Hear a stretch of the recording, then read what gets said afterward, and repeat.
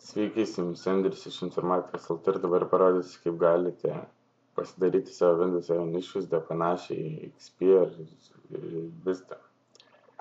Taigi pradėkime nuo Windows užduočių juostos arba angliškai taskbar. Spaudžiame dešinį Properties, pažymime varnelę Use Small Icons, tada taskbar buttons, Recombine ir spaudžiame OK. Toliau, jeigu norime pasidaryti greitos paleisties mygtukus kaip Windows Vista ar XP, mums reikia sukurti katalogą savo dokumentuose pavadinimu greitos paleisties mygtukai. Darome katalogą ir įsikeliame keletą ikonų. Kad ir 3.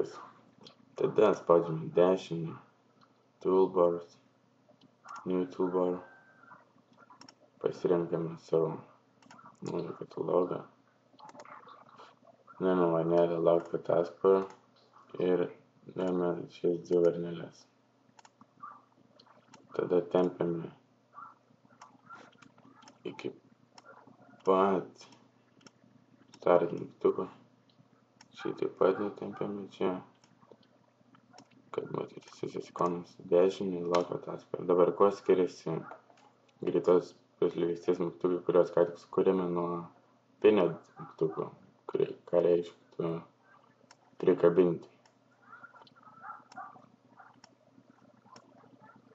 Tarkim taip, kaip matote, skiriasi tarp ir kaip uždedate, toks efektas gaunasi. Kad sutaupytumėte vietos ir daugiau galėtumėte sudėti ikonų greitos paleisties mygtukų, tam naudokite šį būdą, kurį ką tik darėme. Toliau galite sumažinti darbalogio ikonas, paspaudę dešinį View ir Small Icons.